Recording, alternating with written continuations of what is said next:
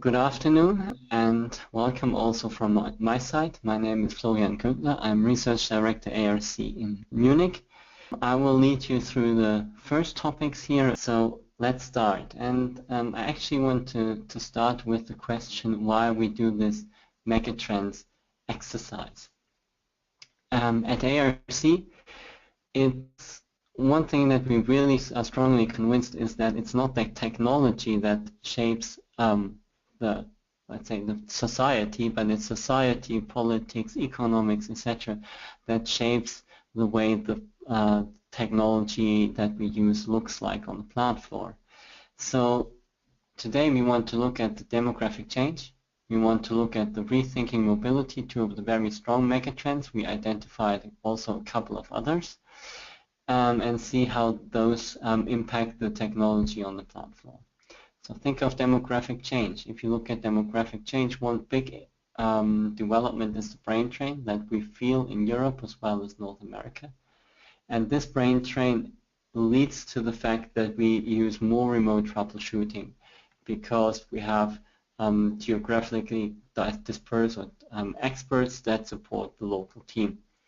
If you want to know more about ARC Megatrends, please visit us also online or on the YouTube channel. On our YouTube channel, we have a few webinars with a few other megatrends, and we continue to upload these web windows there. Now, let's have a look at demographic change. What is the demographic change? Well, the first thing is obviously, or the first development is the aging population. People are getting older.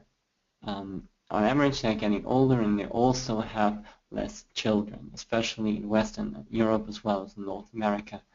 A common buzzword here is also the generation of baby boomers that are now going into retirement, reaching the end of retirement, and then we have also this development of an aging workforce.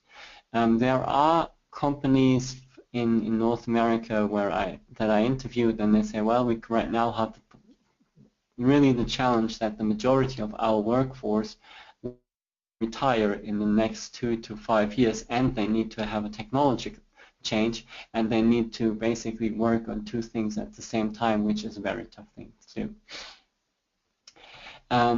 We need to require new skills, also at the ease of use. If you have a new technology with a comparable old workforce, this has to be very easy to use because the learning curve simply gets longer and longer the older the people get.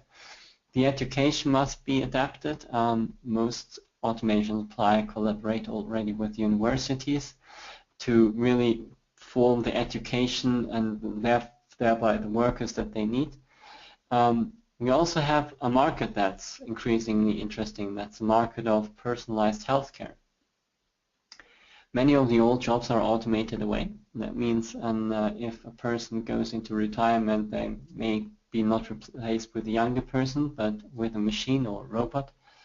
We also have structural high unemployment that we need to deal with in this demographic change. We have growing income disparity. A lot of the results is social unrest as we see it basically everywhere in the world. And we have increasing urbanization, especially in Asia. Now, looking at the megatrend of demographic change and how it impacts production and manufacturing. Well, we identified these 6 topics and a very close link to another megatrend that we call mass customization. There's actually a webinar available online on that already. We have the brain drain. That means experienced people and knowledgeable people leaving the company. We have the availability of workforce. There's less and less people available, especially with the right education. We have an increased share of automation. We have as I mentioned, the personalized food, personalized drug market, which is increasing. We have assisted manufacturing, so that all the people which may are still in the workforce get assisted via machines with robots.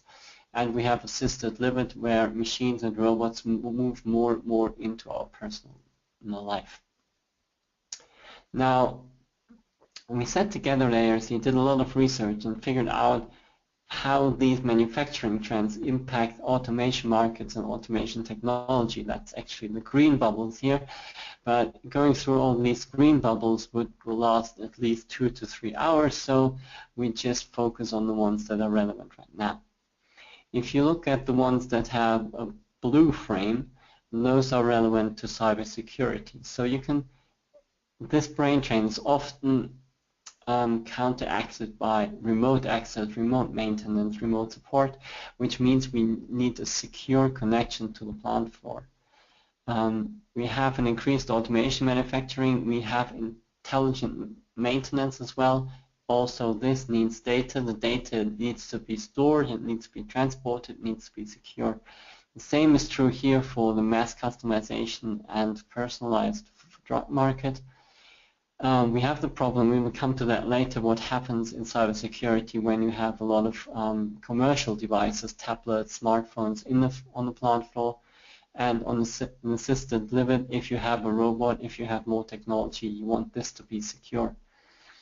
Then the second trend are the robots. My colleague Stefan will talk about that in a few minutes. Assisted living means robots in your home. Here, mass customizations, we see robots moving more and more into industries beside automotive, where we already have a very high share of robots, and the same is true here for the increased share of automation. Now, summarizing these trends, we have that list here. The first is just standardized with 100%. And if you really just look at the manufacturing main trends here, what is caused by this demographic change is that we need more networks, and these need to be secure. That means also we need to have secure devices. We need the ability to manufacture very, very flexible. We need the ensure food safety. That has a lot to do with data handling, and again with security.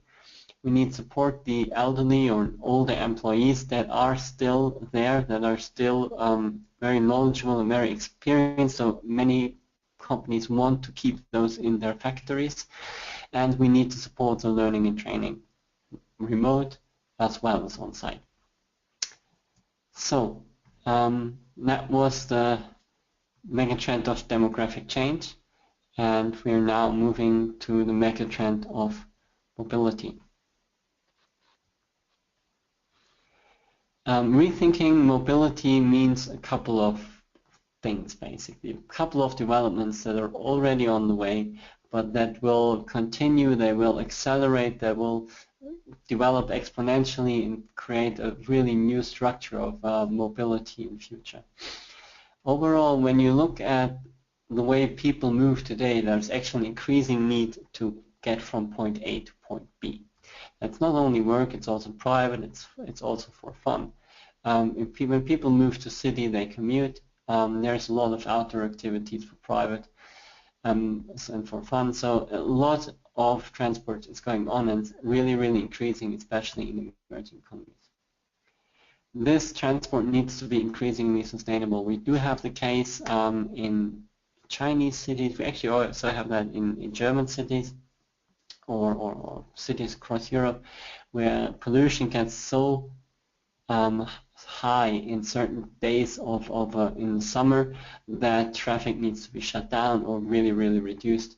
Also, we have increasing gas prices. The oil price is forecasted to increase again, which means gas will increase again, and therefore also the need for sustainable vehicles is very strong.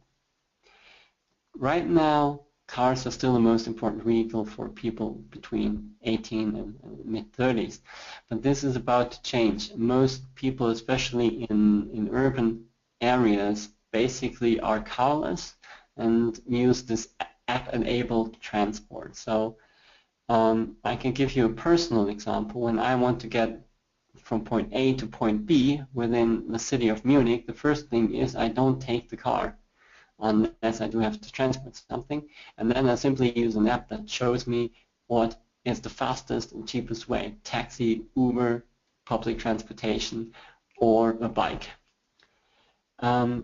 We need to shorten the time of travel, especially in urban areas. decreasing cost of alternative transport, looking at air transport between cities as well as large buses between cities. We have an increasing demand in emerging economies, which have a different price point in cars, and we have also information consumption during travel. Look at a car commercial today. A car commercial today features always the infotainment system of the vehicle, nearly all cases. And this is an important differentiator of the car companies. The infotainment system gets increasingly important for the car manufacturers. Now, same exercise as before. We have the megatrend, we have the manufacturing trends, and in this case, we have alternative fuels. We have integration of mobility into your private life as well as into a public grid. We have local finally assembly of basically modular and standardized parts. We have low price for emerging economies, and we have increasing usage of lightweight material. Next slide. Well, here we come. Right, so again, we identified all the different manufacturing trends or technology trends. We have the trend towards mass customization. Again, there's a separate web window on that. And so when you just focus on the ones that are relevant right now, we have again the robotics part. The robotics in automotive are really well used. The automotive industry is the industry with the highest share of robotics per employee, but we actually think that this will even increase as tier 2, 3 companies will adopt more and more robotics. Now, if you look into the integration of mobility and think back of the infotainment system, many of the new cars are actually online. And there is the video where hackers hack into a car while that is riding on a highway and they shut down the engine, which is a very horrifying thing, and this could happen. Also, the cars are increasingly connected to the local car dealership, to the garage for maintenance, moving from fixed service intervals to maintenance when actually needed. Assembly of standardized modular parts means an even flatter value chain. A flatter value chain means, again, there is more data flowing around, then this data across the value chain needs to be on a very secure network. It really needs to be cloud enabled, and again, it needs to be secure, otherwise it's very dangerous as well as potential threat to business. If we again rank the main factors here, we see that security and robotics are actually the main drivers or the main technological trends in the automotive industry over the next 5 to 15 years.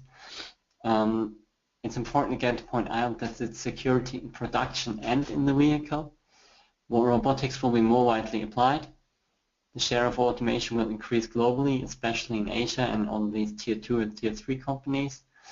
Safety gets a very important issue, especially as the human and robot interaction will increase. We see more 3D printing in future, not only for model building, but also for making spare parts and even in production. And when we have alternative propulsion systems and alternative fuels like H2, hydrogen, or just an electric vehicle, this will bring new OEMs and new automation suppliers. So this is how we think that the automotive industry will change, how this rethinking mobility will impact the future automotive industry.